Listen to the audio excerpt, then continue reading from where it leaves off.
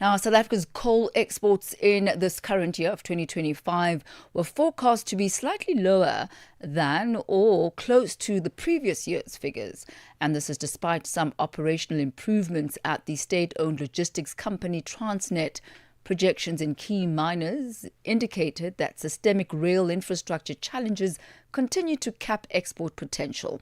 For more on this, we joined on the line by mining analyst at Modern Corporate Solutions, Peter Major. A very good afternoon to you, Peter. Good to have you with us on Africa in Business.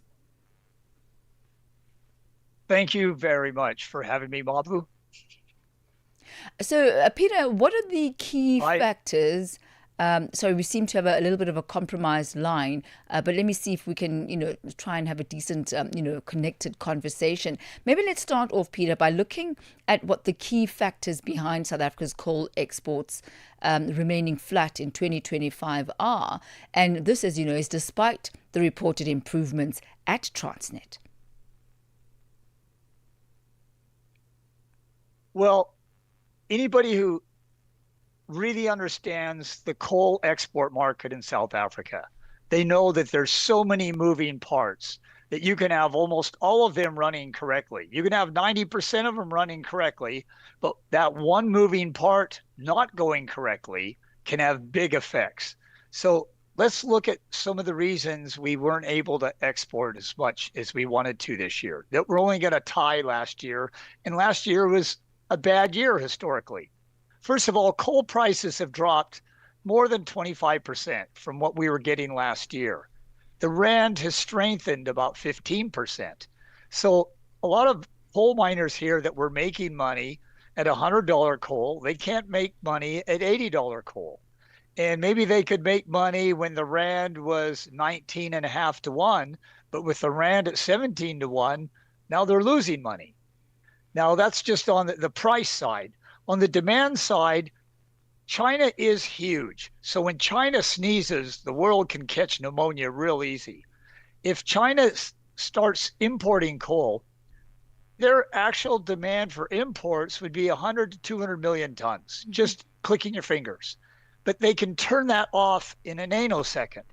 And they do want to generate more coal production in their country. Rather than sending expensive dollar and forex currencies outside the country, they'd rather keep it inside. So that's a big factor, that China is not buying people's coal now.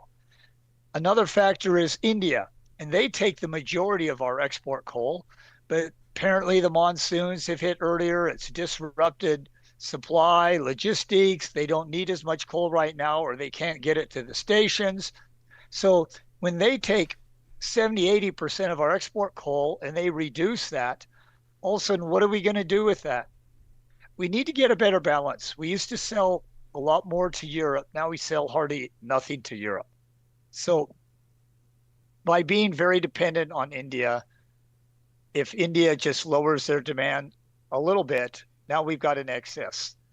Now, on the logistical side, we know that Transnet has had a lot of problems. They especially had problems in Mpumalanga with people disrupting the rail line, theft, damage, vandalism. They claim they've got a handle on that, but they've got a problem in Limpopo. And that's where a lot of our coal comes. That's where our big, large mines are located, like in the Waterberg. So you really need good infrastructure to get your coal all the way from the Waterberg all the way across the country to Richards Bay. So I would say that's why we're battling to exceed last year's rate. It's just all these various factors added together. And I think you've really highlighted, Peter, all the major, influences of as to why the export market has shrunk and the over-reliance that we have on various countries. But looking at Transnet and the progress that they've made, what specific progress have they made on the rail and port network? And why has this not yet translated to higher export volumes? Or are the factors that you've highlighted now trumping whatever progress has been made on the Transnet side? I think the progress is still a little bit erratic, and it might always not be progress where it's needed the most.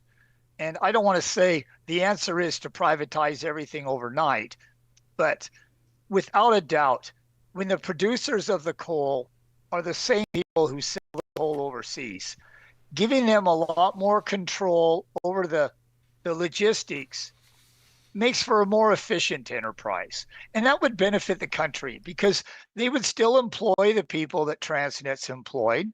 They would pay even more taxes because they would sell more coal or sell more iron ore. And they would, without a doubt, operate it efficiently. We have to realize we're competing with 200 countries on the planet.